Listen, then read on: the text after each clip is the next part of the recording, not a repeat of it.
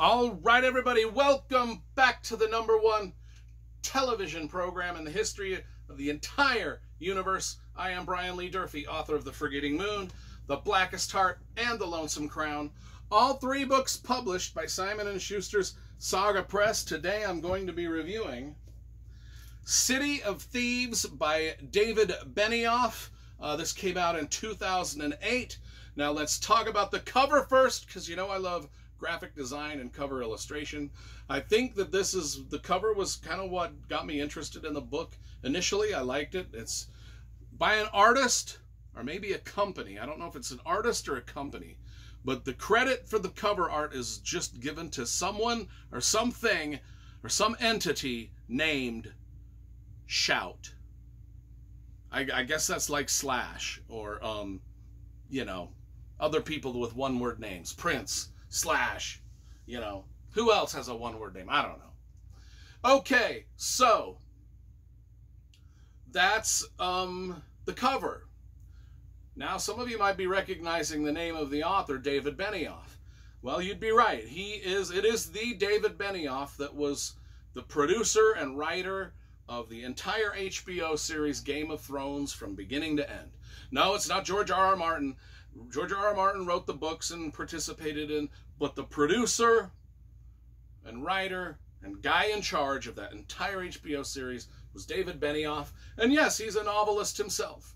Okay, this came out in 2008. Not really sure if I mentioned that. It is a World War II novel set in World War II, specifically Leningrad and Russia and those areas. It stars, I don't know if it stars. The main character is Lev. He's 17 years old. We meet him, first of all, he's with his group of friends. Leningrad at the time is cold, it's bitter, it's middle of winter, starvation. The place is just ravaged by war. It's not a good place. Most of the citizenry has fled to other parts of Russia, but we've got a few people still kind of hanging out in Leningrad, sort of defending their homes and defending the homeland and what have you. Oh my gosh. My notes fell on the floor. I'm going to have to... we'll edit this part out. Holy... You know, I never really do notes. For one of the specific reasons I don't do notes is because when I do notes, they usually end up just falling on the floor. So I try to do these book reviews unscripted. And my notes, I'll just show you the notes. They're just a few key words and stuff like that I wrote down as I was reading the book. I was going to say as I was writing the book. I didn't write this. Anyway, so where were we? Lev, 17 years old, in Leningrad. He's with some of his friends. They see out of the fog and the snow a German parachutist coming down because they're expecting Leningrad to be invaded by the Germans at any moment. So they see this parachute. I think it's the beginning of probably thousands of parachutes that are going to just come out of the mist. But no, it's just one lone parachutist. And as he gets closer to the ground, they can see that he's dead. He's just hanging there. And then the parachute comes down into the city, skims along the ground, and stops while Lev and his buddies, and there's a female with this little group of friends, and they loot the body. They loot it. They just take everything.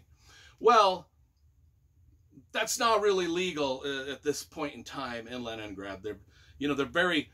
The people that are... The law enforcement is left. It's very mobster-like, and they don't like people just looting whatever they want to loot. And so they're caught kind of looting this. Well, everybody gets away except for Lev. Lev is thrown into prison. And there he meets, he's awaiting his execution for the crime of looting the dead German body. And there he meets in prison awaiting his execution another man that's waiting his execution. And this guy's 20 years old. He's a soldier. And his name is Kolya. They're cellmates. Now, Kolya is handsome. He's grandiose. He's full of self-confidence. Charismatic.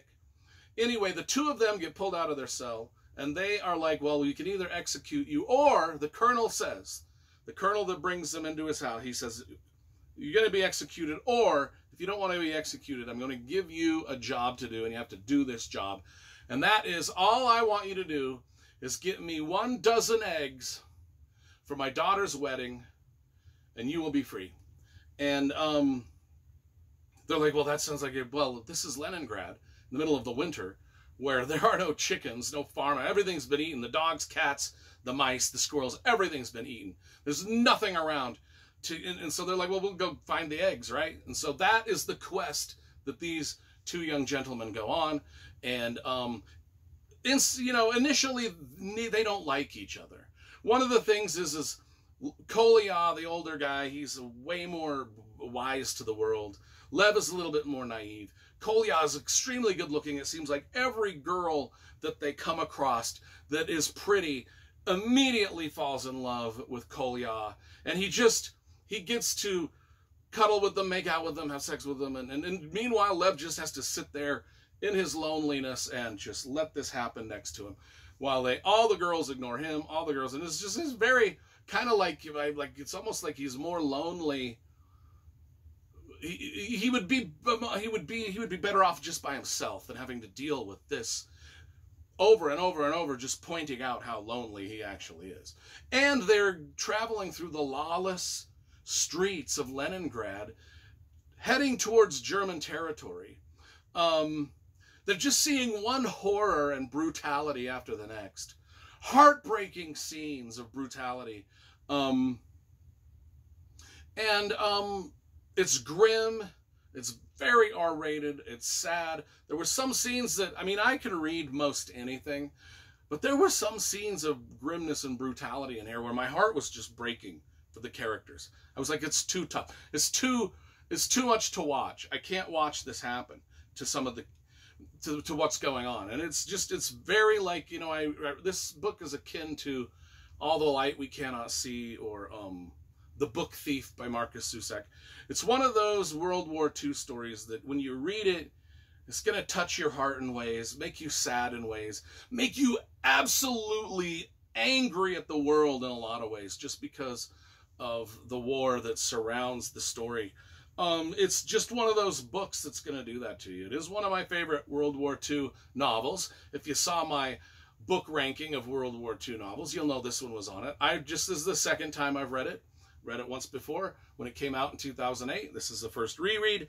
And it was full of some very poignant lines. It's got some very good literary quality to it.